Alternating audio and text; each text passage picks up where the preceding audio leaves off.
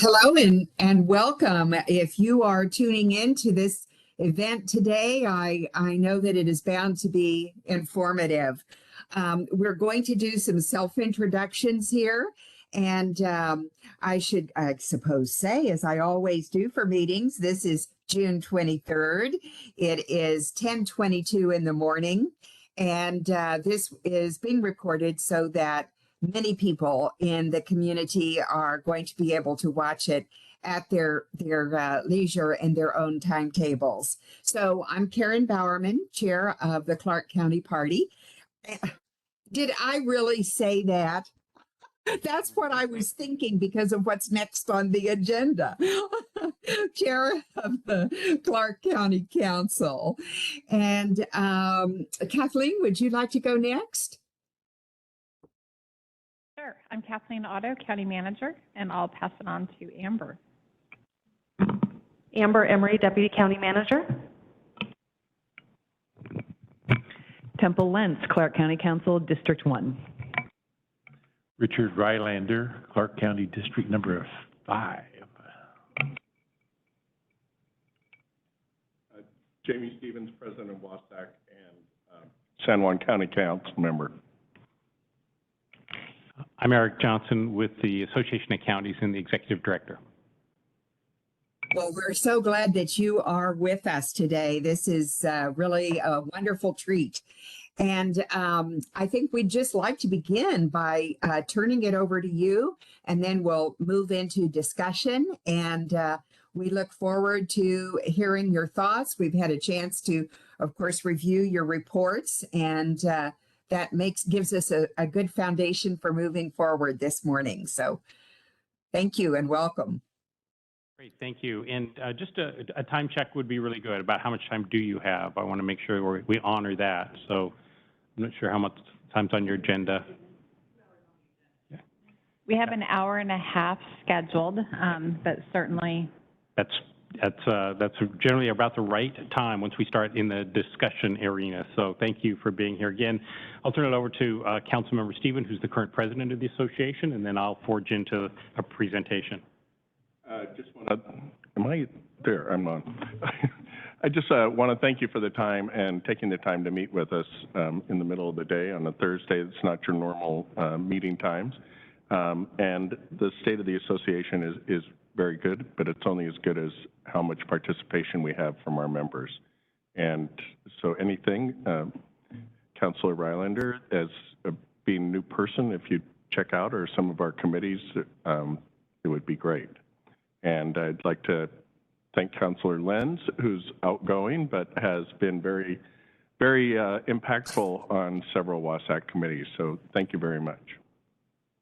Great. Well, again, thank you again. I'm Eric Johnson, Executive Director for the Association of Counties. Have been with the association, and I hate to admit this now, 17 years.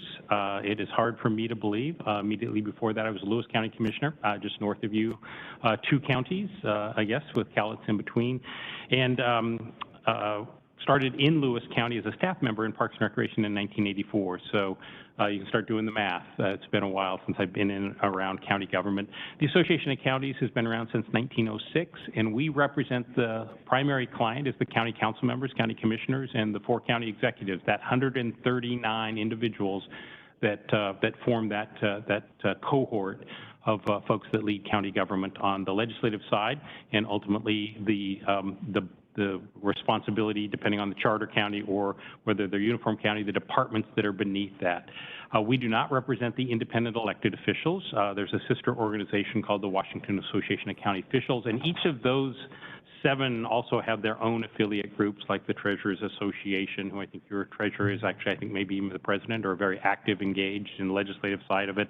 And then, the Sheriff's Association, the Assessors Association, and so on. We do not represent those. We're working closely with them. We share the same building with them. We co-own the building, actually, with Waco. So it's Washington County's building in Olympia. And so we work closely with them. And then we work very closely and have affiliate relationships and actually manage a number of the affiliate groups that are are staff departments that are beneath either the county manager, the county executive, or the board of county commissioner, the County Engineers Association, the Local Public Health Officials Association, county administrators we work closely with, solid waste managers, human services, IT directors, planning directors, clerks of the board's council. So there's a number of groups that we provide services to as well. Some more than others, and some we have contractual arrangements where we actually provide staffing support for their functions. So that's a little bit about who we are. You see on page 4 of your document, if you're following along, we do have a courthouse briefing document, so please feel free. We also sent that electronically, so feel free to post that. Councilmember Stevens is our current president from San Juan County. We rotate east-west between eastern Washington and western Washington. Commissioner Mary Cooney from Spokane County will become our next president, and then Lisa Janicki in Skagit County, and then Michael Largent in Whitman County is our immediate past president. So that's the grouping of who is kind of the leadership of the association. And then you can see who our current board members are and alternates. And I know Council Member and Chair Bowerman and I were just talking about the representation on the Clark County and making sure we get that all correct on both the board of directors and ultimately on our legislative steering committee as well. So there's a lot of things. On our board members, the 10 urban counties over 180,000 have a guaranteed seat. Then we elect representatives in eastern Washington and western Washington, our 4 officers, and then our immediate past presidents all retain our board. So right now, I think it's about 26 members, which is about as much as we've had because we have a lot of past presidents that are still active in the association. We have a unique situation. Councilmember Stevens is term limited, so we have 7 charter counties, and San Juan County is one of those. They have term limits in San Juan County of just newly established 3 terms, and he will be leaving, and so at the end of this year. And then we also have Whatcom, Pierce, and Snohomish also have term limits in their councils. The other counties do not, and the uniform system of county government doesn't have term limits either. So it's an interesting little factoid for you there.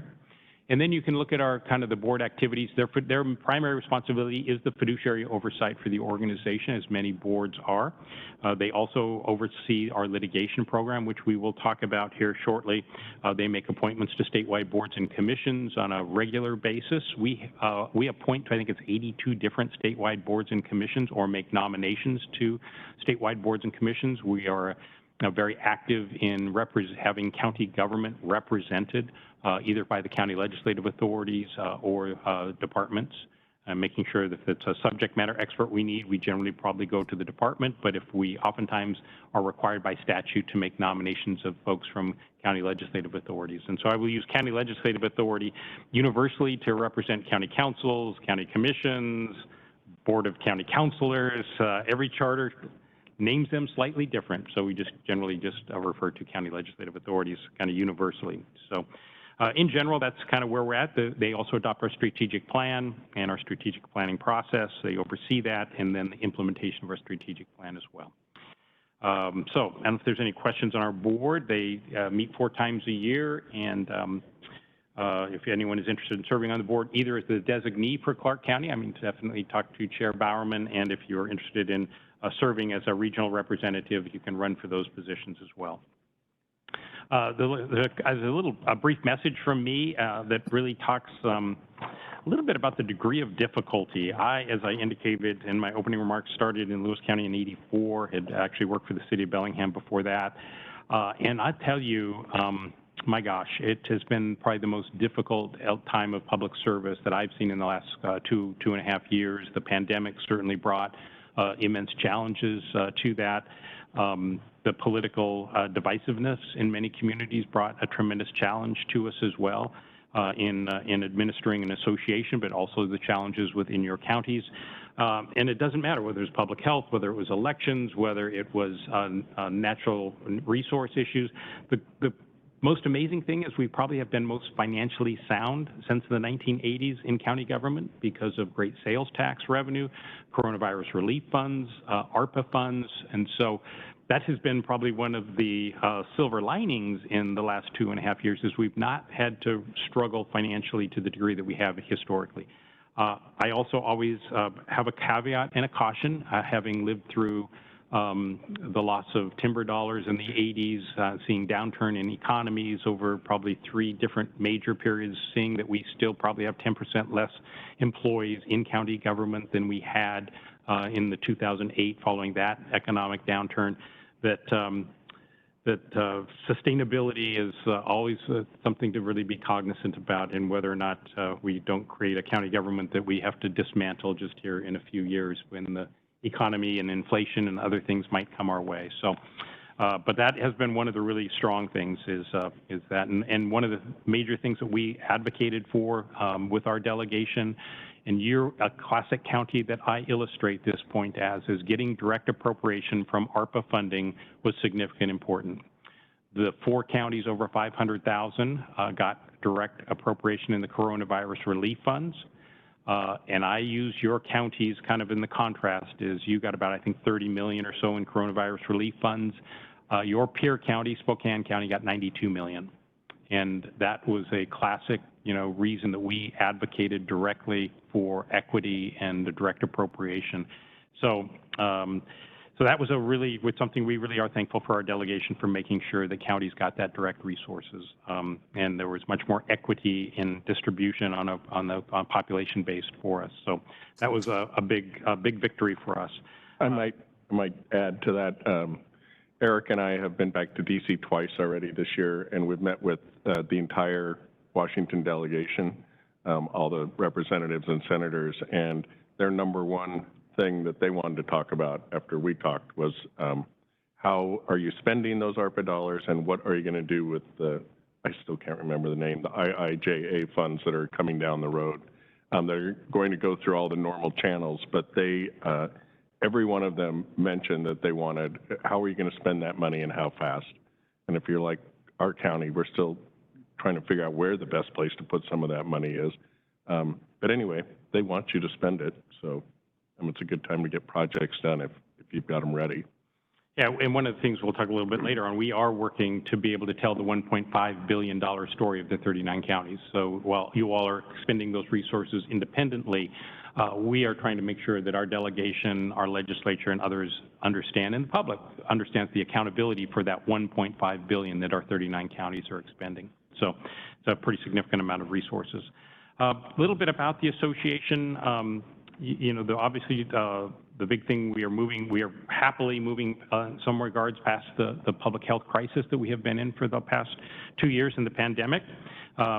Pages 8 starts a little bit around our administration and finance. It's important for us for you to realize a little bit about the association, and not always the most exciting element, but we do have about a $3.5 million to $4 million annual budget. Most of those resources are collected from membership dues and assessments to the counties. It ranges from about 45% to 55%, depending on the year and depending what other programs and services and contracts we might be administering. So we have a strong need to make sure that you understand who we are and the services that we deliver, and that we continue to reflect what the association, what the members of the association, the member counties, and you all want. We have a biennial audit, so we take our fiduciary responsibility very seriously. We just about 2 weeks ago had our audit team was doing their field work in our office. And so we're also looking at internal controls. We did some staff restructuring around in some of our finance area. And so really making sure that we understand the internal controls and the parameters associated with that to make sure that we continue to operate in a very effective and efficient way, but we don't compromise our internal controls at the same time. We also are constantly looking and evaluating on the due structures and evaluating to make sure that they are fair and that they reflect the needs of the organization. We've gone to fee-for-service programs, we've gone to regional programs, and we've gone to statewide programs. And so it really depends on who's ultimately benefiting for that program and service. For example, one of our programs that deals with forest and public lands, if you get more resources from the U.S. Forest Service or the Department of Natural Resources, or PILT, payment in lieu of tax monies, or secure rural school monies at the federal level, you're getting a lot, you're going to pay more dues for that service because you're likely the more recipient of those types of services. At the same time, our general dues are spread out per capita. Everyone pays a base due of $2,500, and then it's a per capita basis going up from there. And with King County capped at 25%, they have about 29% of the state population, and so it was decided a number of years ago, before I even arrived, to cap King County at 25%. So about 3 of our counties, King, Pearson, Snohomish, pay about 50% of the dues. They hold about 50% of the statewide population. It does not change, though, as we get into our legislative steering committee discussion, is that it doesn't buy them any more votes, is that every county, whether you're Garfield County with 2,200 people or King County with 2.2 million people, in our legislative steering committee process, our policy development process, you have the same weighted vote. There's no extra votes for population and or amount of dues that you pay. Page 9 is a little bit about summary of our financials. The biggest change that we made from a financial perspective a number of years ago was establishing our strategic litigation and communication. And so we started a program to look at areas of frustration where we thought our legislative process was not as successful as we'd like, and we wanted to add the capability to litigate. And litigate in particular against the state of Washington, the legislature, the executive branch, whoever it might be that we felt was not being accountable to statutes or the Constitution or the roles and responsibilities that the county government has. And we'll talk a little bit about those as well in just a moment, some of those examples of that. So you kind of see a little bit about where our dues come from then on page 9 and the types of services and where our revenue comes from. And then you can kind of look at on page 10, you can see a little bit of our cash balance. We're a small business. We don't have any other resources than those that we have. So when we operate on some number of our programs, for example, it might be a contract basis where we expend the resources before we seek reimbursement from an entity or an agency, or we've got to have some cash balance to be able to operate like a small business. And so you'll see a cash reserve that generally operates in about the $500,000 to $800,000 range. So fiscally pretty sound. The board of directors is ultimately responsible, and ultimately the membership adopts the annual budget that contains dues and assessments at their annual meeting in November. This year will be in King County in November, on November 15th through the 17th. And we've got more information in here about that as well. The number one activity that we are oftentimes viewed by our membership is advocacy with the legislature, but more and more with the executive branch and the executive branch agencies, and even the judicial branch agencies, administrator of the court. We spend a lot of time working with the administrator of the court, for example, on the distribution of Blake funds and making sure the Blake funding, if you recall the Blake funding issue, which requires the reimbursement of legal financial obligations for thousands of individuals that were found guilty under an unconstitutional law, or a law found unconstitutional by the Supreme Court.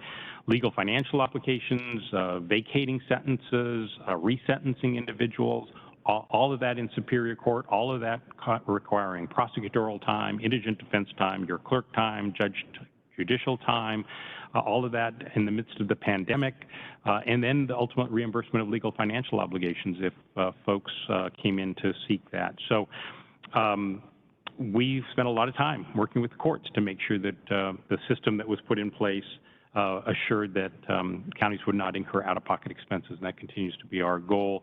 And we'll also talk about that on the litigation side here in a moment as well. So interestingly enough, legislative, yes, but we advocate across the board with the executive branch. A lot of agencies do rulemaking.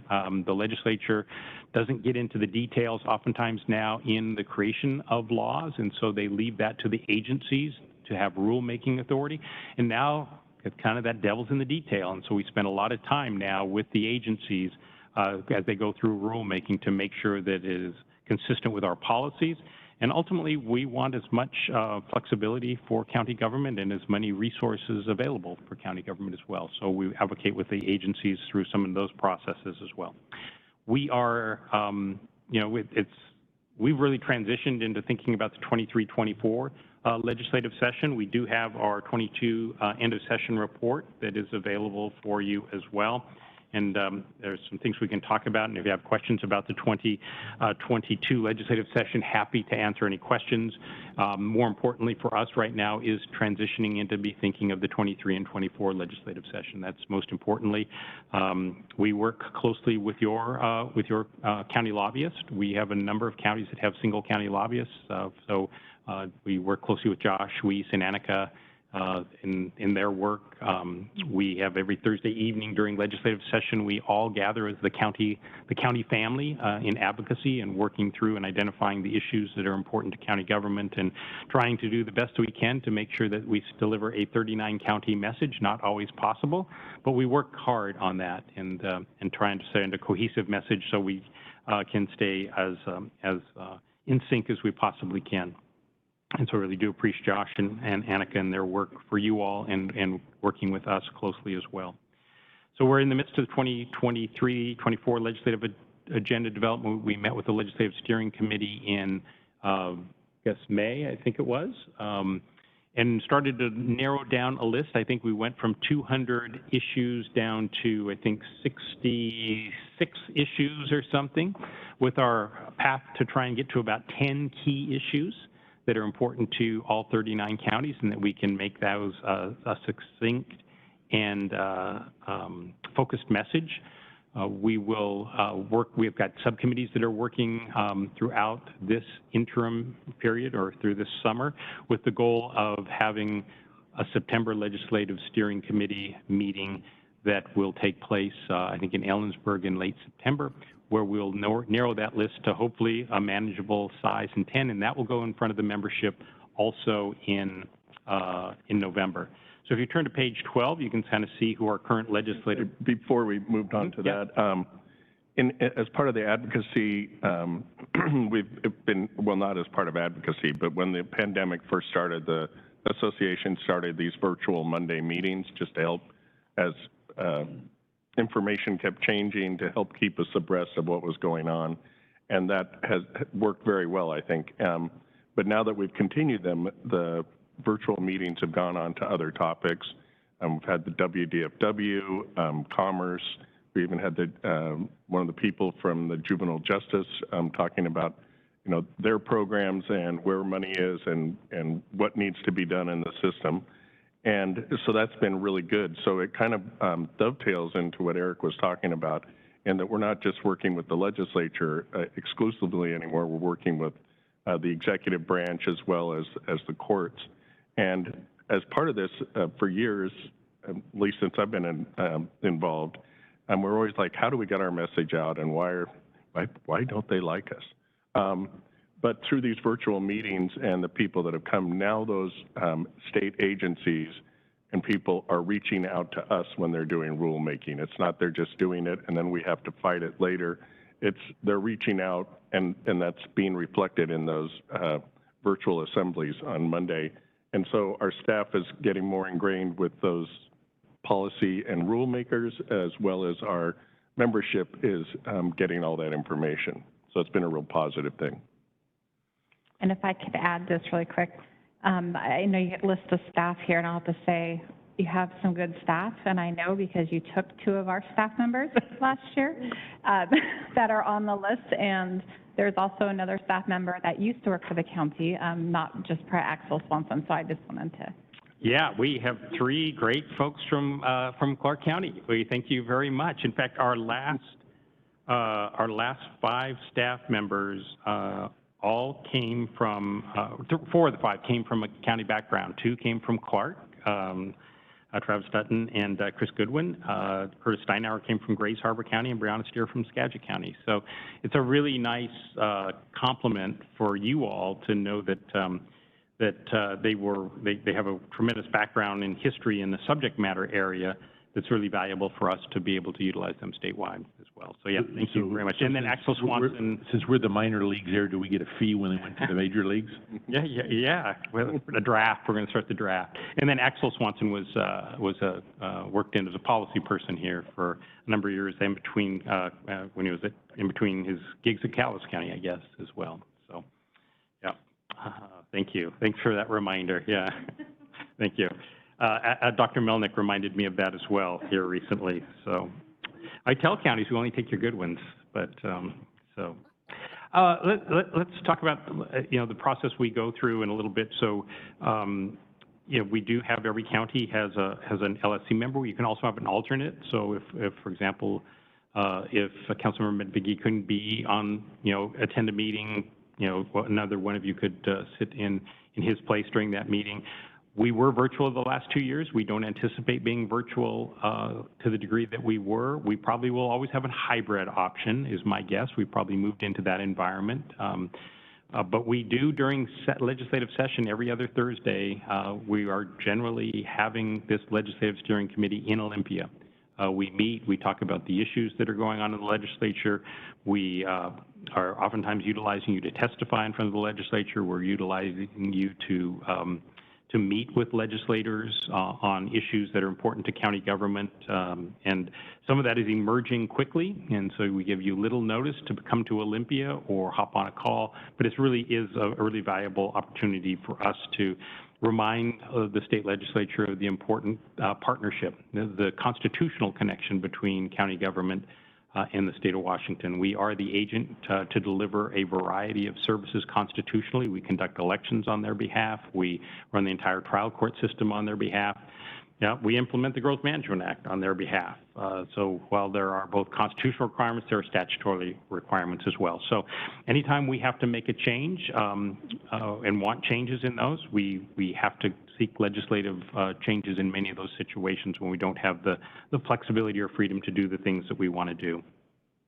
And that's the process we're going through right now in our legislative community, starting to look at those priorities, whether it's we've got priorities that range from taking the veterans levy outside of the county current expense fund, so taking that levy outside, and so freeing up some space inside the county current expense levy, but also making it potentially not subject to the 1% property tax cap. Adding veteran services officers for every county might be another piece of a veterans package.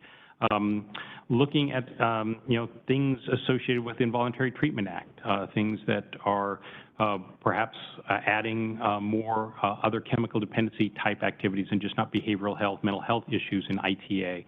And so things that can divert folks from our judicial system if desired. And then the cost of paying for those services, though, we want the resources to be able to do that. So it's just a lot of things. It's across the board, and it's fascinating to watch and see the vast number of things that you all deal with here in the county. We generally say we deal with almost everything but K through 12 education and higher education. And outside of that, we're very interested as an employer around issues. We're interested in the service delivery around the issues. And so we have a pretty robust and large legislative priority list to start with, and it slowly narrows to get to those key issues, and that's what the process we'll be doing on right now. And then you can see through the next several pages some of the items that we spent a lot of time on over this past year on pages 13 through 15, things that are important to you from obviously a lot going on in the behavioral health area, the affordable housing area, homelessness area, issues associated with that. Definitely spending a lot of time on broadband and rural broadband, just not rural broadband, but making sure the high quality broadband is really to every resident, whether that is someone in a downtown area that simply lacks the resources to be able to connect to it, to counties that simply don't have it, period. I think Councilmember Stevens, we were in Whitman County or Lincoln County, and you were suggesting they should focus just on cell service first before. They're all about broadband, but I was like, maybe I ought to worry about cell service first because they have no service on that either. Yeah. So just a lot of different areas in natural resource. We're constantly dealing with growth management. That's probably one of the most specific areas that we collectively work on, and it is one of our most difficult areas to make changes on. We were successful in a number of areas this last year, in particular on gaining some flexibility in what's called LAMRDs, local areas of more intense rural development. So things around that. And then public defense and indigent defense, we'll talk about this both from the legislative perspective as well as the litigation side. We do have authority from our board of directors to proceed on litigation associated with the state's failure to provide adequate resources to counties. Counties spend about $160 million a year in indigent defense, 320 a biennium. We get a reimbursement about 4% for indigent defense. The state of Washington in the 2007 Justice in Jeopardy report showed that the state of Washington ranked 50th in the nation in state shared revenues to the trial court system. Judge Fleck from King County at the time said it's actually 51st behind Puerto Rico is what the statement should be. So we are, we're at the bottom, and that means that it is a huge expense for us in the county level to fund indigent defense and the trial court system for both criminal and civil and superior court in particular. And then we spent a lot of time with the Blake decision and making sure that the state provided the resources to particularly clerks and then ultimately to prosecutors, indigent defense, and the superior court system so that we wouldn't have out-of-pocket expenses as we implement the Blake decision. We are in the midst of litigation with the Blake decision. I'll talk about that in a little bit because one of our biggest concerns is the potential civil liabilities that could still emerge from lawsuits. There was a lawsuit filed in King County that brought in Snohomish County and King County to have a class action suit on civil lawsuits. We did not participate in that. Many of your risk pools and many other counties did participate directly in that. Most counties likely were going to get swept in. It was, the case was dismissed in King County Superior Court, and it was appealed to the Court of Appeals, that dismissal, and that's where it sits. Actually, it was appealed directly to the state Supreme Court, and the state Supreme Court did not accept it and said you need to go through the Court of Appeals. And that's the situation where, let's say, if you're familiar with the lawsuit is basically, the case is basically that if I borrowed Councilmember Stevens' car and unknown to him, a friend had been in it and that friend had left an illegal substance in it, I'm driving it, it was strict liability, therefore it's presumed that I knew and therefore I was in possession of that illegal substance. Let's say I had a CDL, let's say I worked for the United Parcel Service. I lost my job, couldn't get my CDL back. I'm now potentially saying the state of Washington is liable for my lost wages or the impact that that had into me. And it could go any number of ways as well, those civil lawsuits. And so we will be arguing in the court to say that the state holds full liability for the financial obligations that could come from civil liability as well. So. Always my car. Always your car, yeah. I don't say the drugs are yours, at least anymore. So we'll talk more a little bit about that here in just a moment. So federal priorities, we have a federal priority list. I also have that document for you as well. We have a much larger document on federal issues as well. We have a large policy document on state issues as well. You can find that online. Not print that out for you. But our federal priorities really revolve around 5 areas in particular. Number one, we spent a lot of time making sure that we got as much resources for pandemic response so that counties did not have to incur direct expenses in the pandemic response, whether that was state funding, coronavirus relief funding, ARPA funding, but certainly trying to make sure that we got that direct appropriation in as well. Payment in lieu of taxes and secure rural schools, not a huge issue for Clark County, as you can see. It's a very small amount of money that Clark gets from those 2 programs. It's some of the smallest. You're not a huge federal land-based county. We have counties that 84% of their land base is federally owned. So it's a significantly important to a county like Chelan County or Okanagan County or just Skamania County just to your, east of you. These are counties that have large public land bases and limited public land or private land to generate an economy and property tax and other resources. So we spend a lot of time with that at the federal level. And then what's called the medical inmate exclusion. This is when someone is incarcerated at the point of arrest, they lose their Medicaid benefit. And that means that we immediately pick up the cost for their health care because we hold them in their incarceration. And then if we release them, even if we release them or drop charges, they no longer have that Medicaid benefit and have to renew that Medicaid benefit. And so it has become an important issue. We talk to the delegation all the time about this. We also have been successful now in the state of Washington, though, in passing legislation that required the healthcare authority to seek a waiver, a Section 1115 waiver from Medicaid that would allow us to have a waiver to that exclusion. And so that at the point of arrest, they would not lose their benefit. At the point of adjudication, they would lose their benefit. But while they're being held pre-adjudication, they wouldn't lose that benefit, which would mean that if they have a medical expense while they're in our county jail, we could bill Medicaid for that rather than the county incurring that cost.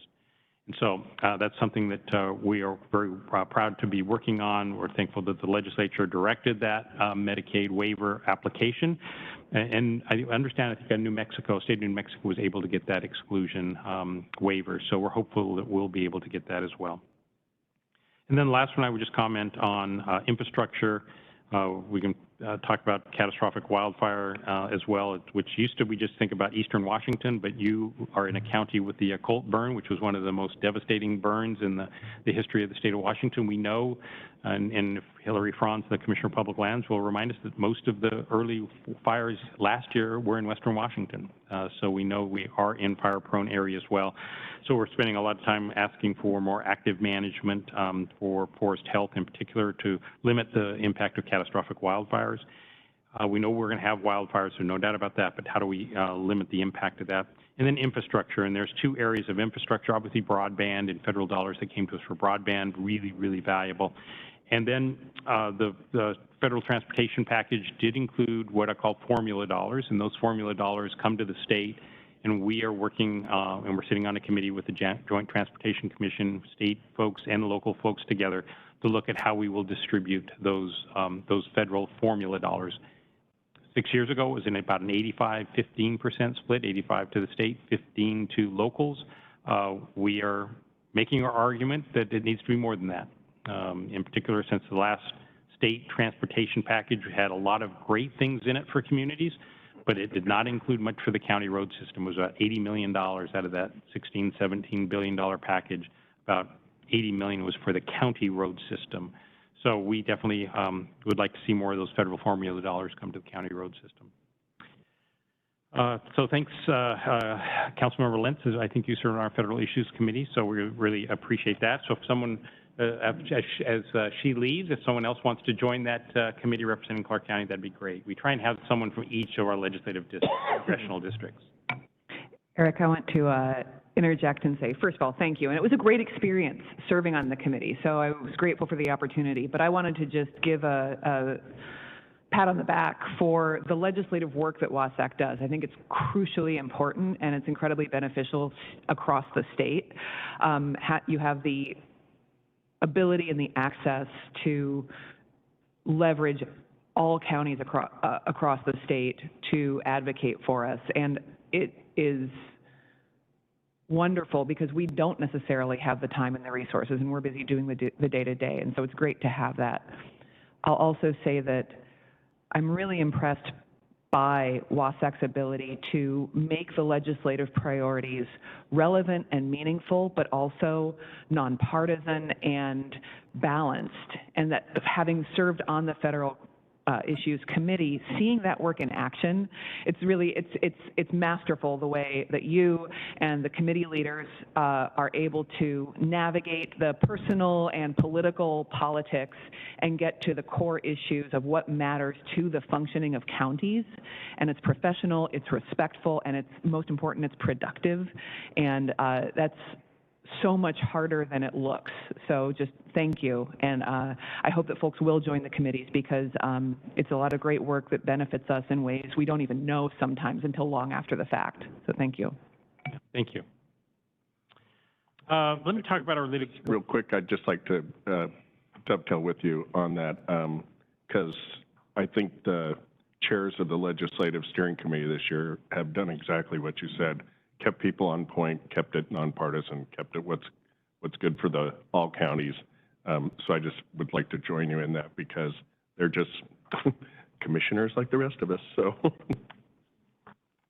Yeah, thank you. Yeah, it's always a challenge, and we try and stay honed in on county government and the nexus to county government, whether it's in the legislature or whether it's in at the congressional level, we had a robust discussion about education. We had a commissioner in our legislative steering committee wanting to add a bunch of stuff on I think, K through 12 education. And the group kind of self-maintains to say, you know, in all due respect, we do not fund it. We don't make policy associated with it. We have separate school boards in our state that deal with K through 12 education, separate funding sources for K through 12 education. So it's not that it's not important to our communities. We recognize that, but it is not our organic responsibility. And so we really work hard to stay within our lane of our organic responsibilities constitutionally and statutorily. At least we know you all have political responsibilities at home to maybe deal with that, but as an association, we do not. And then litigation. Let me talk about that, and I know Councilmember Stevens may want to chime in as well. We have engaged in a couple of lawsuits so far.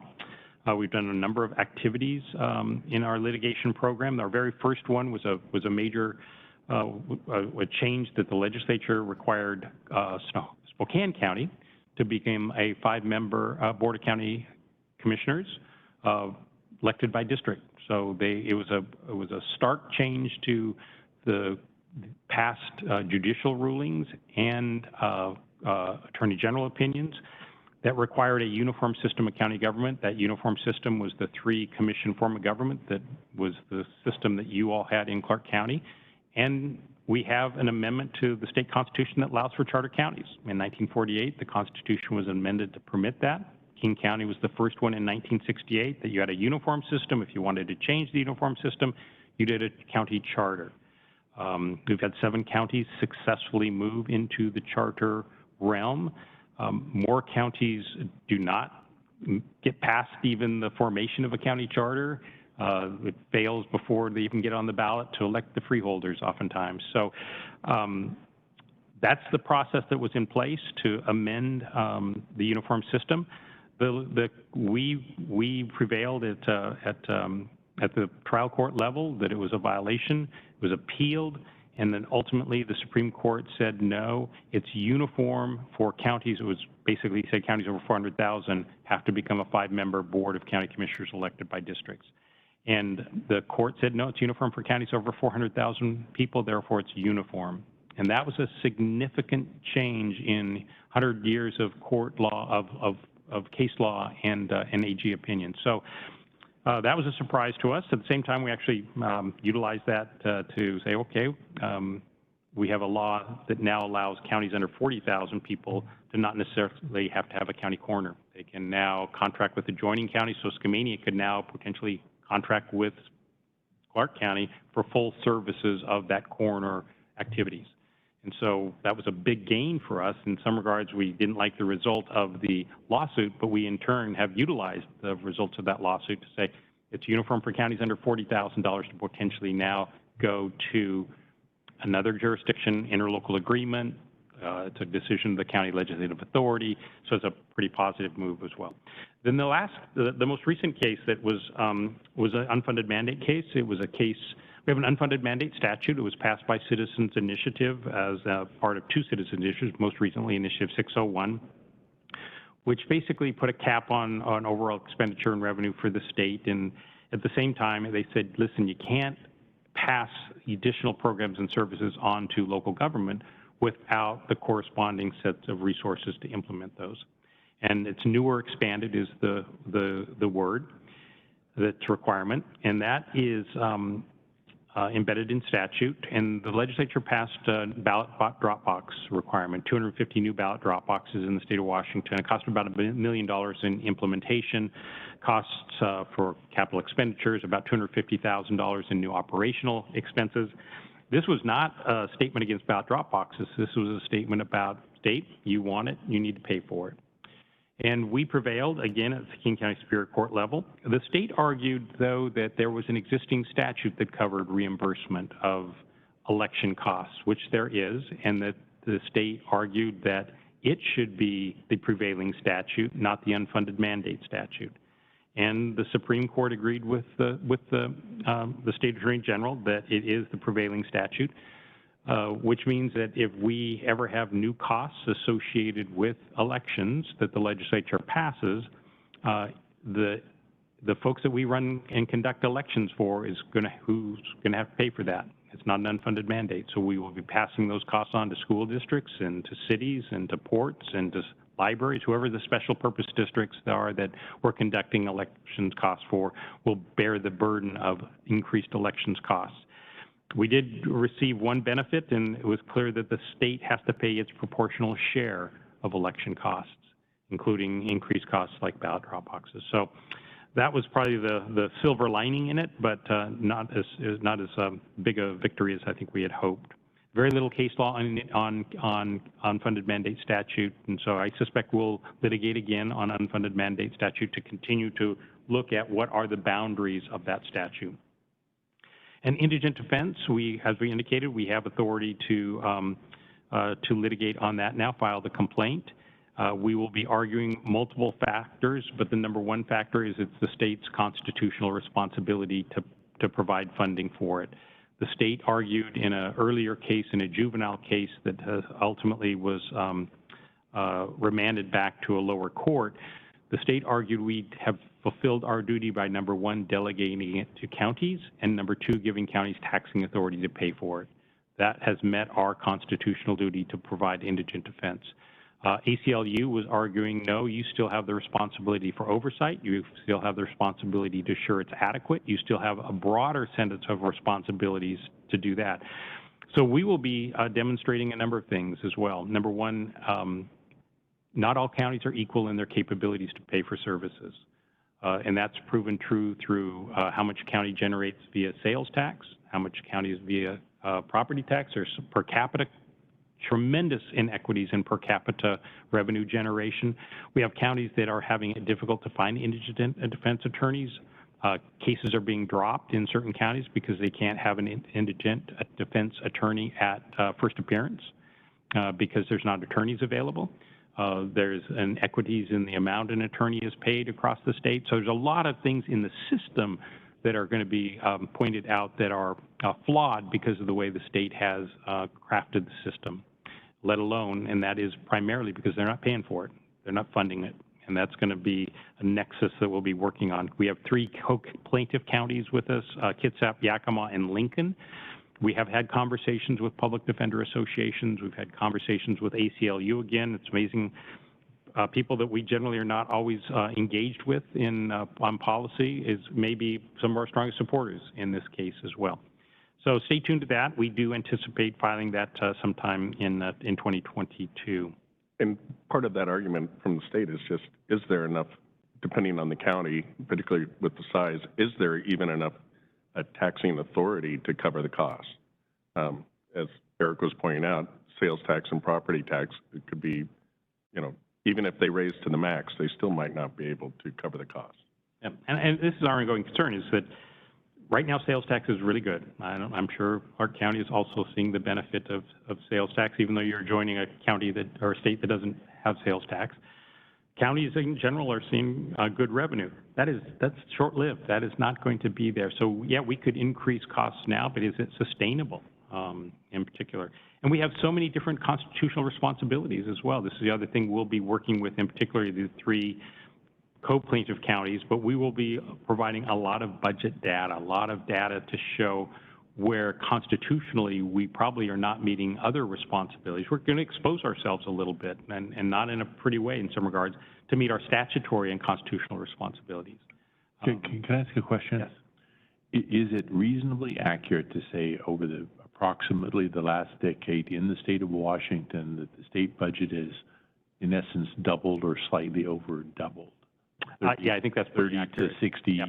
30 to 65 billion, I think it was this year. Okay. Yep. So in doing so, then the state strips out funds across the state that goes into the state coffers. Does that not limit the ability of counties to actually raise funds? I mean, when you remove funds from the pockets of the people locally to go to the state for redistribution in whatever manner, does that not unreasonably restrict the ability of local groups to actually raise funds for local programs, mandated or not? I don't know yet. I don't know if the data supports that. We have been concerned with that because of the McCleary decision and the way the state responded to the McCleary decision, which was the property tax shift. And we were concerned that they're filling the property tax, and you saw increases potentially in some areas had increase in property tax, and some counties actually saw a decrease in property tax, depended on their school district levy and those types of things. But we were concerned that it was going to limit the ability for us to, for example, go to the voters for a property tax levy lid lift, because the state had filled so much, it had taken the energy out of the ability for us to be able to do that. The voters, frankly, wouldn't support that. And so there is a concern of that. But we have had counties that have done levy lid lifts. So I don't know yet whether that's proven true on the county side yet, but hypothetically, I think we believe that. Yep. So the second case we are engaged in is the Blake decision. We joined with 21 counties, and WSAC's Benton is the first one in the list. So it's Benton v. State of Washington. WSAC is a part of that, and WSAC is funding the litigation on behalf of all 39 counties, but as well as the 21 co-plaintiff counties, to assure that the state is solely responsible for the cost of implementing the Blake decision. That case is in King County Superior Court, and it is starting to move. We were in the midst of discovery and depositions, and those things are starting to move forward. We had been sitting on it a little bit because we've been pretty pleased with the state legislature's response to make sure that counties are being held whole. The state is putting up in place and will stand up by next July 1 a refund bureau for Blake refunds, and it'll take that away from the county clerks. We'll still have the court costs of vacation and resentencing and that type of activity, but we will be able to transfer who's responsible for repaying legal financial obligations to the state of Washington. But we still are very concerned about the other elements we talked about earlier about the civil side. So that's where we're at, and we'll keep you apprised of that. We have done an assessment for legal financial of the Blake decision. We think we'll be able to live within the means of the resources that were initially delivered to us to be able to go clear to a Supreme Court decision on the Blake decision.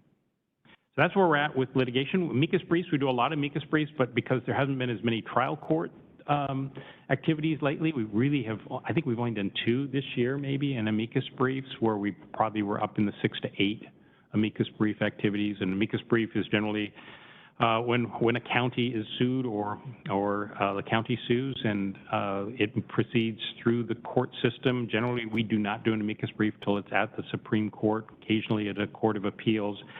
And it's an interest to all 39 counties. It's an issue that has prevailed to all 39 counties or to a subset of counties that makes it significant enough.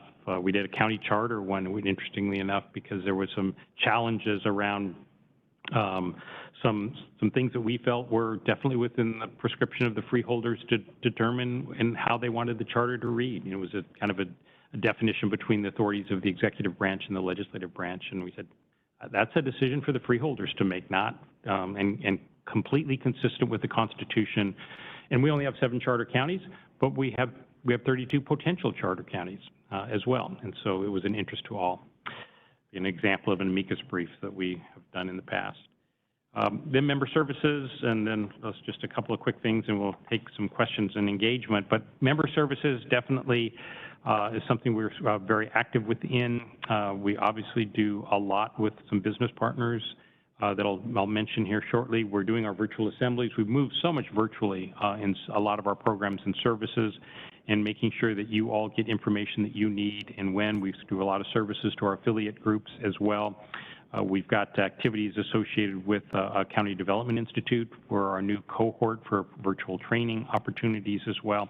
So a lot of activities associated with some of the communications that we're doing. We do a Friday 5 during legislative session. We do a legislative bulletin. So there's a lot of different ways that we're communicating with you throughout the year. Pages 22 and 23 shows a little bit of the programs that we communicate within. And I had mentioned our conference on November 15th and 17th, so I kind of skimmed over that. But hopefully you can all join us in King County in Renton, Washington, at the south end of Lake Washington. And then the business program. The biggest one we actually participate in is in nationwide. It's the Deferred Compensation Program, 457 Deferred Compensation Program, encouraging folks to take advantage of that and our employees to take advantage of that and just not depend just solely on their PERS retirement system. And we have a number of counties. We have 5 counties now that are doing some sort of matching requirement for that 457 as part of their negotiations. They've added like $50 for you. If you know, we'll match you up to $50 or $50 you defer in compensation. So encouraging employees to save for their retirement and through labor negotiations. And then we've, in pages 24 and 25 show some programmatic areas that we have focused in on. We have a Columbia River Caucus. In the Columbia River Caucus, as you can see in the upper right hand column, the map, it stops in Skamania County. We do have the lower counties participating. This is an outgrowth out of the Columbia River program that was created statutorily, and it required the state to consult with the county legislative authorities above the Bonneville Pool. And so that's why that doesn't include the lower 4 counties that are also along the Columbia, but we do engage in those, and we actually think it was probably a mistake not to include those in the statute, because so much of the Columbia River project and the Columbia River Treaty activity is because of flood control. And so we're pretty cognizant of that and bringing in, do have members of you all are more than welcome to participate in the Columbia River Caucus and the activities associated with that. And then the Timber and Public Lands Program, we've got that activity going on, working a lot with the State Department of Natural Resources, U.S. Federal, U.S. Forest Service, a lot of activities in that. And then the Coastal Counties Caucus is another one that we spend on. So we actually kind of went from just an eastern region and a western region and really started to focus more programmatically on business areas that our members are interested in particular. And then our staff, you can take a look. We are full staff. We did a major reorganization and restructuring to meet our strategic plan this last year, and so pretty excited. We brought in between a couple staff that had left, adding, I think, 3 new positions. We kind of restructured and redirected more heavily into policy. We added 4 policy positions, 2 for foundational public health services funded through a staffing position of a grant, and then Curtis Steinauer came to us from Grays Harbor. He's kind of a general policy analyst and is our ARPA specialist. He'll be working with about half-time on ARPA and ARPA implementation for the next 4 years through 2026. So we have till 2024 to obligate those monies, and 2026 to expend those. So we'll be assisting counties and as well as collecting the information so we can continue to tell the delegation and the state our one county story. And then Travis is natural resources, focusing on a variety of solid waste, land use, and natural resource issues, forest, water, et cetera. So that was a big investment, and that was the response of our strategic planning process that went through in May of 2021, I guess it would have been when we started that. And then when we adopted the 2022 budget, it was to direct the implementation of that. So happy to answer any questions about WSAC, but then, you know, we always use these opportunities to hear what's going on in the county. It's probably one of the best things, so we can kind of meld a story. We try and hit half the counties every year. Don't always make it. Pandemic threw us off quite a bit as well. I think we have 22 or 25 on our agenda this year. So it also helps when we go to do the fall legislative steering committee as well as our annual meeting on what the issues are that we're hearing the most often as we're doing these visits. So we're interested to know what you guys think is the most important things that you have to focus on.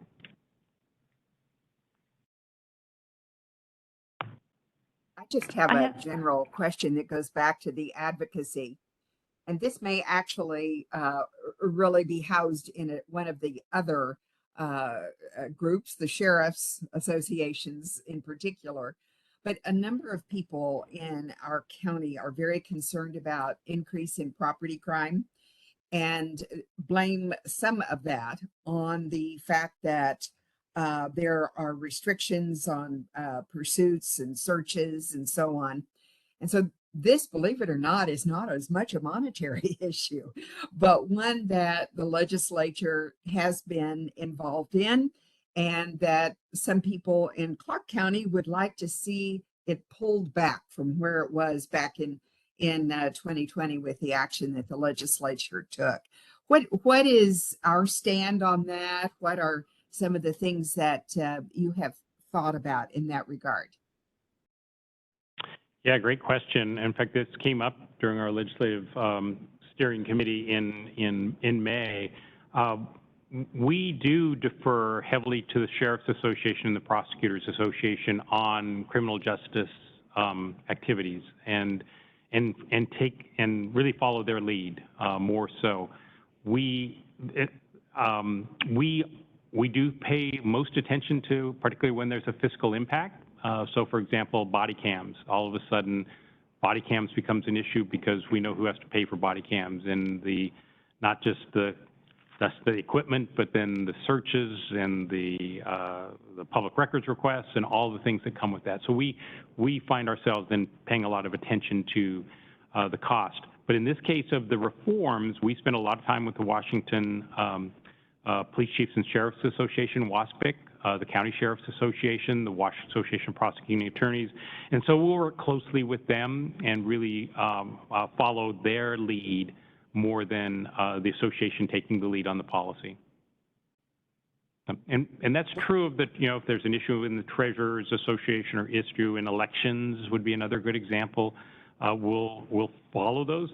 There are times when we will, as an association, engage in those issues. But by and large, we leave that for the subject matter expert, who's an independent elected official. Eric, weren't some of those, I don't want to say, some of those restrictions remanded in the last session, where they said we went too far? There were some. We didn't realize. Yeah, there were some. I think there are still some that folks still think need to go further. Yep. Well, and you said something very interesting, actually, about the body cams with the staff needed for response to PDRs and so on, and couple that with your comment on sales tax, where the increases there may be short-lived. So the ability to pay in an ongoing, sustained way for the people to provide the staffing for those body cams is going to be difficult, we suspect. Yeah, this is an interesting one for us to monitor. Counties receive $30 million to implement a number of the criminal justice reforms. And what we are interested to see is that going to continue? Because implementing these reforms is going to have ongoing costs. Like you said, body cams. The body cams we're going to have to continually buy new equipment. We're going to continually have to respond to public records requests. So great, we're happy, we're thrilled. We think, they're hearing us on the unfunded mandate request, that these are new programs and services. We need your resources to be able to do that. So they gave us an infusion, but are they going to continue that? And that's something that we'll be spending a lot of time legislatively looking at. And there's other things. The Uniform Guardianship Act that was put in place, and then they pulled back and allowed some phasing in of it. And so it's delaying a little bit of the potential costs to counties. But it's an area that we can, another example of, understand state, you have the authority to give us those, to require those policies to be implemented. At the same time, we believe you also have to provide the resources to implement them. Just a further question on some of the unfunded mandates. I don't know if I have the name right, but the Clean Bill Initiative or Clean Building Initiative, where buildings within a certain square footage are required to upgrade within the next 5 years. That's also going to have a significant cost. Does that fall under your litigation activities under the unfunded mandates? Are you looking at all of those collectively to? I think we have to be surgical and tactical in the unfunded mandate lawsuit. This will be, I think, our looking at how the legislature is how the courts are looking at that, we will have to really take a hard look at, is there another statute that is inclined to support that it's not an unfunded mandate? And I don't know how far this will go, but that certainly would be something that we'll have to look at. So, for example, let's say you have to upgrade your wastewater treatment facility. That's just hypothetically.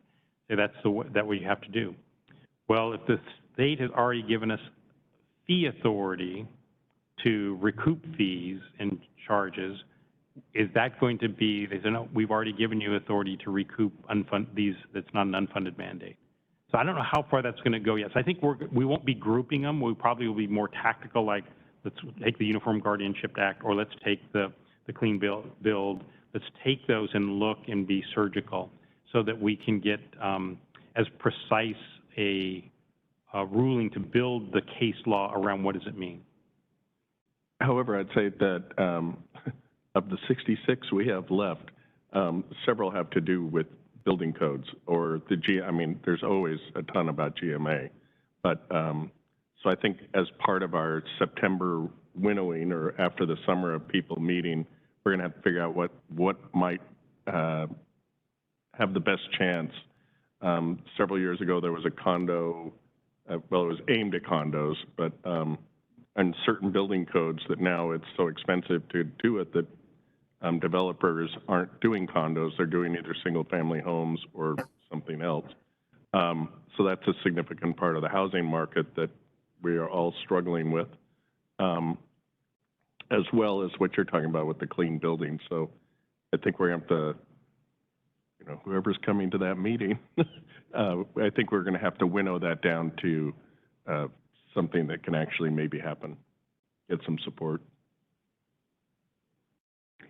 And I just want to bring up one more, because Councilor Meviji is not here, but it's something that is near and dear to his heart and brings up often, is the sales tax leakage that we have down here with folks going across the river to Oregon.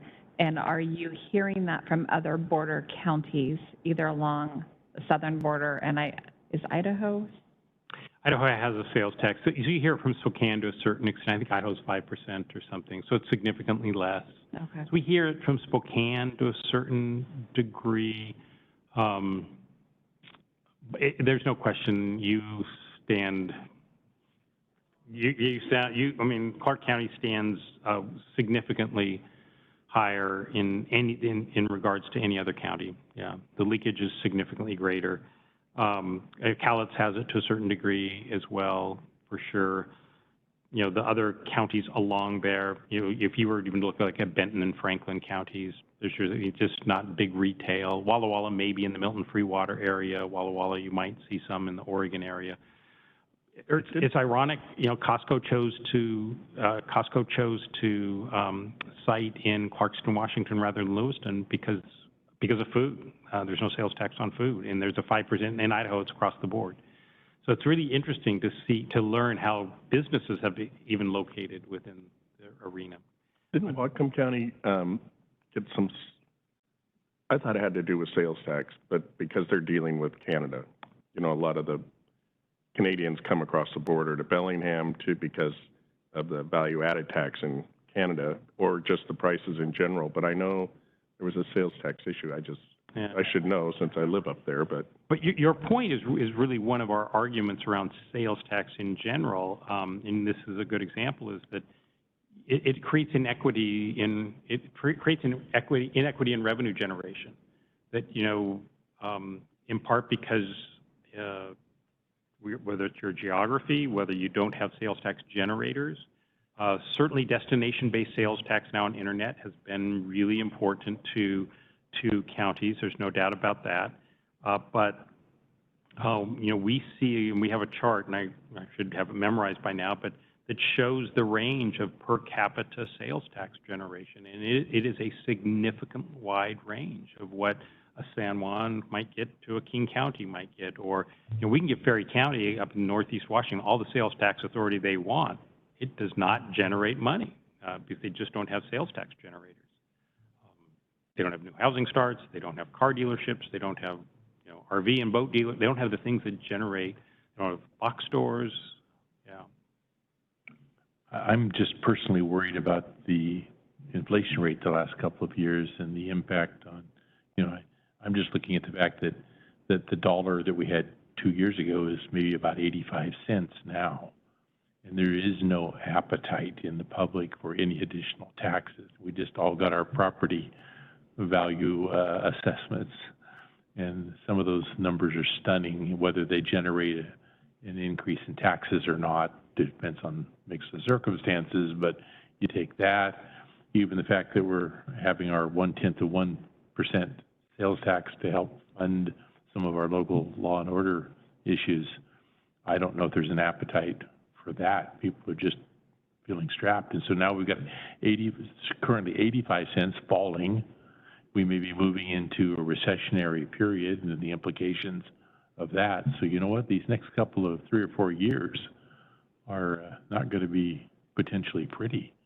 And then if the state throws on more mandates and more requirements, and then they pull tax money away from localities to go into their coffers to redistribute, I don't know. Maybe I shouldn't be running. You sound like your budget manager has done a good job by briefing you. I mean, these are real challenges, and which was kind of a little bit of my comments initially. Is that being prudent right now in the budget arena is going to be really important. I believe that. It's the counsel that I give to commissioners and council members when they're asking what I'm thinking, and it's in part because I went through and watched the dismantling of portions of county government because you have a finite set of resources. And even though assessed values might be skyrocketing, the county is only going to collect 101% in property tax that we collected last year plus new construction. And so that, it's not like so what's really going to happen is your per thousand cost for your property is actually going to go down because we're going to collect the same amount. And so in these high assessed values, new construction obviously adds to that, and that's great. And you're clearly a county that's getting a lot of new construction right now, so that'll be really valuable. But yeah, it's good, folks, to remember is that yes, taxes have the potential to go up, but in general, county property tax on both your road fund and your county current fund, it's your per thousand rate drops down, and you pay about the same amount that you paid before. I just want to say I appreciate your assistance with the ARPA funding and the CARES Act, because you probably know we have a structural deficit in our general fund. And without that assistance, I can't imagine how we would have gotten through the last 2 years, because we were already going to be looking at reductions, not anticipating we were going to make our sales tax was going to go up. Like you said, that's not going to be a sustainable increase, but it did provide us some stability and also the ability to provide services to the community and help them as well. And then kick our problem down the road a year or two. So, because it's still there, but as you said, there's so many unfunded mandates or things that the community is asking for, like the body cameras, and we have a jail that we need to remodel and get up to speed, and it's hard when you don't have the revenue sources coming in to help support that. And then I agree with Councilor Rander. It's a tough sale, I think, for our community as they're going to consider the public safety sales tax in August to support body cameras, because it's costing a lot of people a lot of money right now. That was not foreseen. Yeah, and you've got several levies coming up for fire, lifts, et cetera, that goes on top of that, and people are just, I'm hearing it. Yeah, the fatigue of it, and you'll probably have some school district, technology levies and other types of levies. Or just regular maintenance and operation. M&O levy. It used to be the maintenance and operation. Yeah, I'm not sure what the terminology correct today. Yep. Enhancement levies. Yes. But yeah, and some of those have been failing. Some of the capital bonds for some of the school districts have been failing, et cetera. And people just are not tolerant. And I'm just really concerned that I hear locally, well, how can you cut county expenses so we can reduce property taxes? And I'm thinking, how do you cut? How do you maintain the level of services? I think we're going to have to go to the public. I honestly think we're going to have to go to the public in the relatively near term and say, what do you want us to cut Because if there's no appetite for even the 1% annual increase, then, and we haven't taken that as much. So. Yes, that is correct. And when people get their property tax statements, it comes from the county, so the county logo is on there and the treasurer sends it out, but the majority of the taxes actually don't come to the county. They go to schools. So, you know, if people actually look at the breakout, and we've done it during the budget process the last 2 years, where the treasurer and our assessor come in and actually do a little one-on-one on how to read your property tax and what does it mean, because the majority of it does not come to the county. And so, but the majority of the community thinks it does because it's on county letterhead. So you're spot on. The vast majority of property tax are school-related, and it used to be. It's not as much now with the McCleary decision. The vast majority of those were voter-approved taxes for schools. Yeah. So, two things. One is when the McCleary funding or whatever, when the legislature finally did something, and we probably, like everybody else, had our citizens get their property tax and go through the roof. Our assessor and treasurer just put on their website, if you have a problem with the school taxes, please call and list our legislators' phone numbers, because it was like they were tired of trying to explain it, because, like you said, it comes out on county letterhead. And I think the other thing is because we have the same issue with it's our smaller districts, it's the fire districts. Everybody supports their local fire district. And it's like, why did my property taxes go up so much? And I go, well, go look at the new fire engine, go look at the new ambulance, because that's where it all went.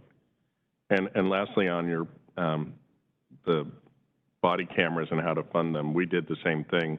The only reason the levy passed is because it was heavy up front and then dials back for maintenance. So I think whatever it is, anyway, we took the max for 2 years to be able to pay for the body cameras, and then dialed it back to like a third for the maintenance, because I guess my understanding is there's a lot of upkeep and you have to keep replacing the cameras. So. Yeah, and the majority of our cost is for people. It's not the purchase. It's the people to respond to the PDRs. Mm-hmm. Yeah, I should correct one thing, is that the county is a budget-based 101%. The state, and they're going to go back to this, but the state, when they adopted McCleary, was a rate-based. And so, and I'm sure your assessor and treasurer can explain this a lot better, but, you know, so as assessed values did go up dramatically, that portion of property tax, they were going up, what, 25% annually right now. The state, one of the reasons the state budget did grow quite a bit is that that rate-based that everyone was paying a property tax for McCleary, for the McCleary fix, and that state school levy was rate-based. And so it was growing at a rate significantly greater. Now they're coming back into that 101%, unless they change the law, which may be. They're coming back into that 101% requirement. They waived the 101% cap for a 4-year period as they moved McCleary in, because I think in part they realized what we know is that's unsustainable to fund a K through 12 education on 101%. They're back into our world and paying for a major part of their program off of a 101% cap. The average expenditure per student in K-12 education in the last 10 to 12 years has doubled the amount of money that we're spending. And then the community says, well, how are our test results? And our test result data doesn't look terribly favorably. And so there's a whole set of outrage, and I'm not going to support any sort of taxes for schools. So it's a mess. Eric, I have a question about your work that you do at the courts. So the justice piece for counties is such a large expense that the counties incur. So do you look to the judicial branch to work with the administrative office of the courts to advocate for example, the protection order bill that just passed last year in the legislation is going to be a large impact to the local jurisdictions. So do you look at the judicial side doing the advocacy with the administrative office of the courts, or do we as the counties get involved to try to work on some of those costs that the counties incur? Yeah, great question. Both. So the state, the AOC puts in a budget request, and we have been asking for with the assistance of AOC, to also be asking for implementation costs, and asking, hopefully the Superior Court Judges Association or in some cases the District Municipal Court Judges Association are going through the Board of Judicial Administration to ultimately ask for AOC to do that. So that's one of the ways that we're trying to do that. Courthouse security, there's a big push, and because not all 39 counties have, there's some counties that have no courtroom security. They don't even have a metal detector that they roll in at a certain period of time. So there's a big push again for that. So we're working with the Board of Judicial Administration, hopefully Superior Court Association, to say, if you want counties to have this robust courtroom security, you're going to need to provide us the resources. So we're working through AOC to be able to hopefully advocate for that. They have this fine line about there really has to be just a nexus to the courts. Mm-hmm. And for us, it's a system. We don't have the luxury of bifurcating out just the Superior Court. It's the clerks, it's the prosecutor, it's Indigent Defense, mm-hmm. it's the bailiffs, it's the jail transport. It's a system, and we constantly try and ask the courts to think more systematically and just not about your portion of it. And that's what AOC sometimes says. That's all we can think about is our portion of it, and you don't get the luxury to think about it in a silo like that. No, and I think my background's in the court, so I came over from a unified court system to this county, and it's been mind-boggling to me when I came over 4.5 years ago how much the counties incur for criminal justice costs for the state. So in Oregon, it is paid for by the state of Oregon, whether it's Indigent Defense, whether it's the courts, that's a state-funded process. And so it's constitutionally mandated, and you touched on that when you're talking about Indigent Defense. When these constitutional mandates come out, with an RCW, it's an ORS, but we're required as a county to pay for those costs, and it's a larger cost that's associated. So that was my question. It's like, where do we fall in line to advocate, and does that rely on us to look at our judicial officers that through their associations they're advocating? We ask them to, but sometimes they defer to us as the budgetary authority, and they're not interested, and that's not their role. It's a challenge. They're more interested if they know that it's guaranteed money. Simply advocating for the county side of the budget, the courts sometimes shy away because there's no guarantee that they're going to get their proportional share. And so they have those judicial canons. They try and stay very narrowly focused. And we appreciate that, but we do work a lot with Superior Court Association, AOC, the District Municipal Court Association on these issues. I can say too, our general fund deficit that we have, the structural deficit, 75% of that is in our law and justice. Yeah. But that also includes our sheriff's office and all the courts, and most of that is people, 70%. So we're, when we're looking at how to reduce services, or what's acceptable level of service, what's mandated service, it's going to hit one of the most important parts of our county, which is law and justice. Yeah, I remind people it's a 75-75. 75% of most county current expense budgets, and it ranges 70 to 80, but 75% is going to be in the criminal and civil justice system, and 75% of our county budget generally is in labor, is in people. And so you look at the growth factor of, you talk about inflation, and I'm sure your bargaining units are going to be visiting you soon around, cost of living adjustments and what those look like, healthcare costs, retirement costs. This is the structural issue that we continue to talk to the legislature about, and the state is not driven by property tax revenue. Counties are about 60% of tax revenue that comes in to a county current expense fund, not just overall revenue, but tax revenue, is generally property tax. And so when your major taxing revenue is capped at 1% plus new construction, great when you have a good booming economy, but you're capped at 1%, your labor costs are rarely capped at 1%. Rarely, if ever, capped at 1%. Cost of living adjustment, healthcare costs, retirement costs that are also set by the state of Washington, those are almost always expanded beyond 1%. And so this is that structural deficit. And as inflation goes up and the pressure on binding interest arbitration to provide cost of living, I'm just painting a depressing picture here, but it's a challenging picture, and it's one that we constantly talk to the legislature about.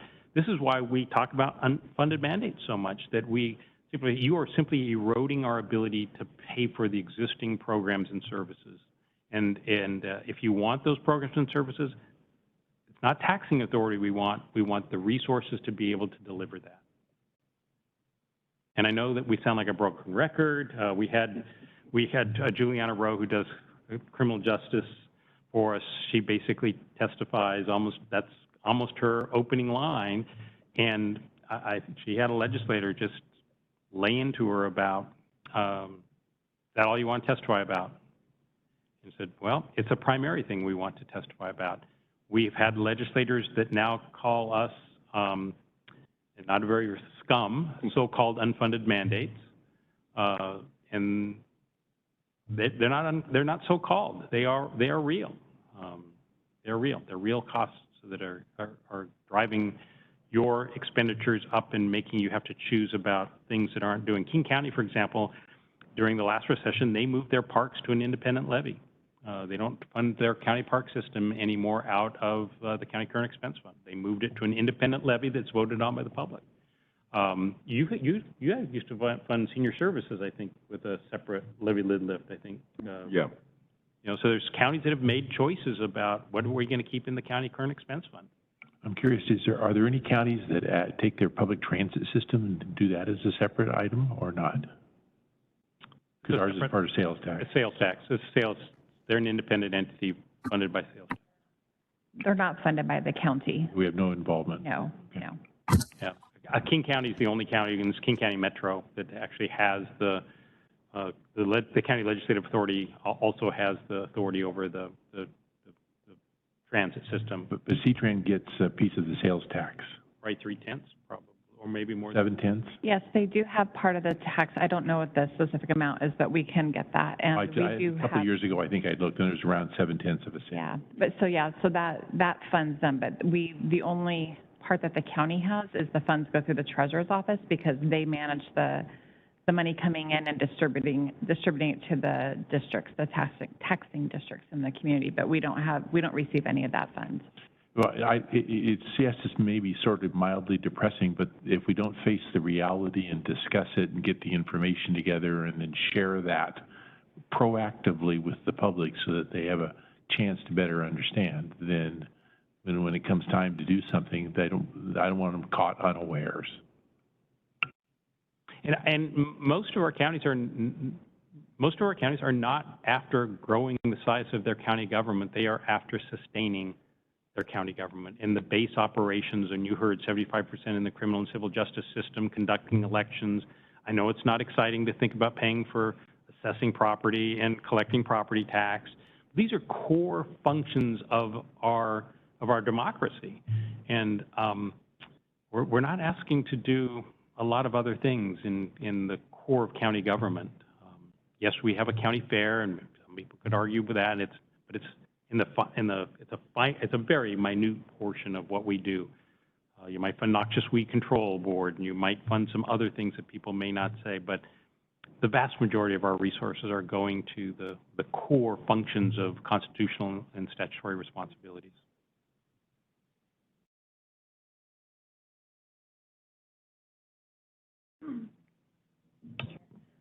Two other things I wanted to just raise so that you're not caught off guard. Two things that I'm going to be working with Josh about that I'll also be working with WSAC.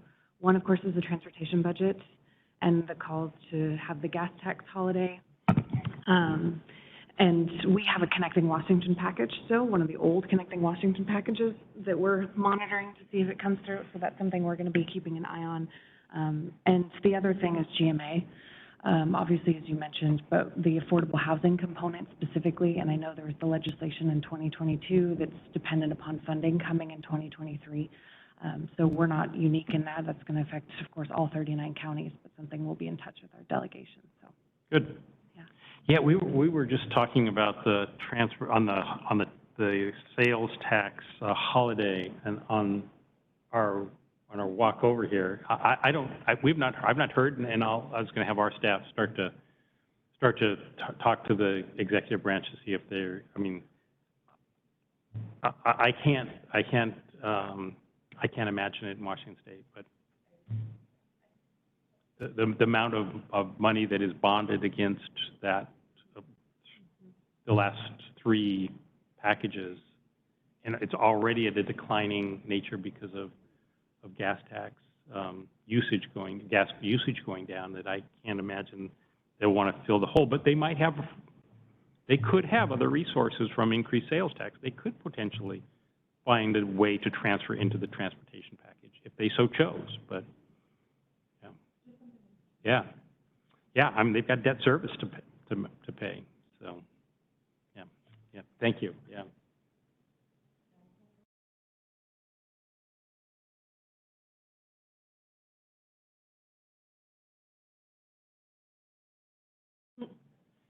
Yeah, the Public Works Assistance account is actually was on in our top 60. I know it was on there for sure.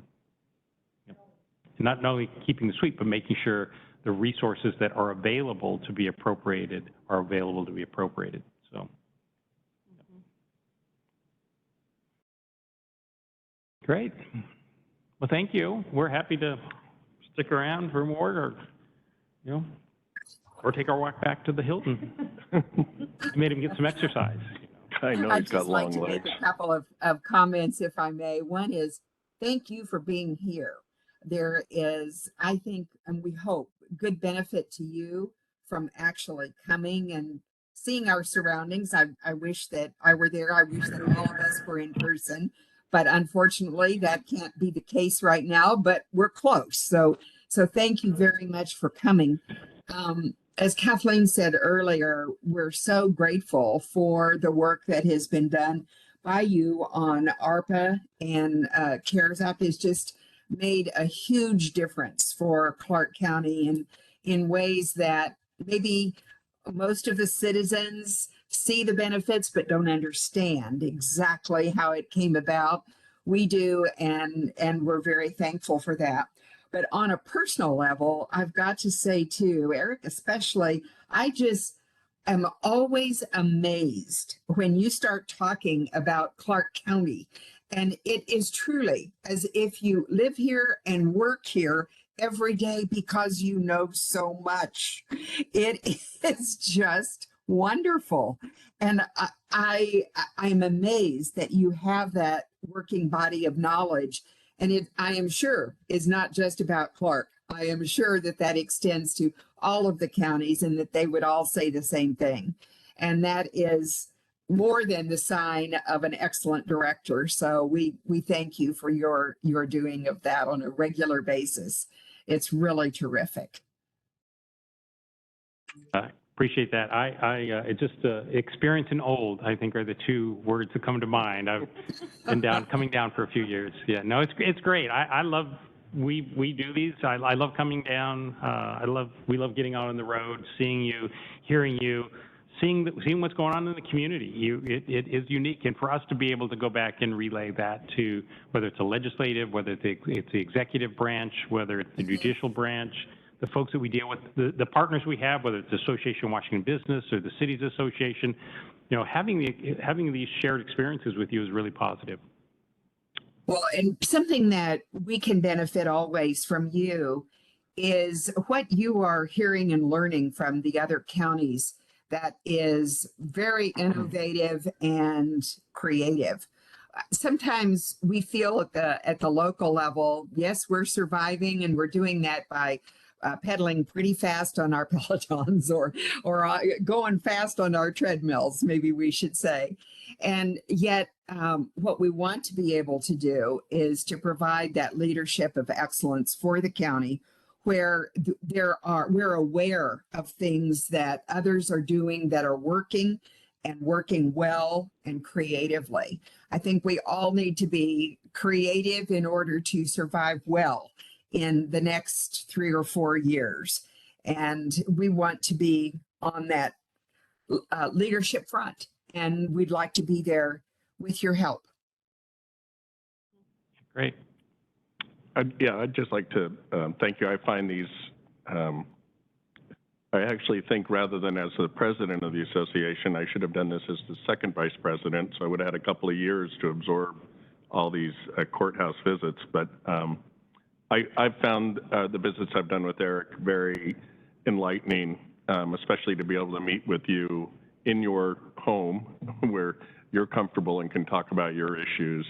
And as Eric said, if we're actually spending a little time so you can see what's going on in the community. And we're trying to work with the cities and other organizations to establish partnerships and pass on that knowledge of any creativity. Sometimes it doesn't have to be earth-shaking creativity. It can just be a sleight of hand creativity in the way you craft your code. And as a fellow charter county, I'm finishing my 12th year as a county council. And as we've traveled to some of the charter counties, I chuckle only to myself, being cynical sometimes.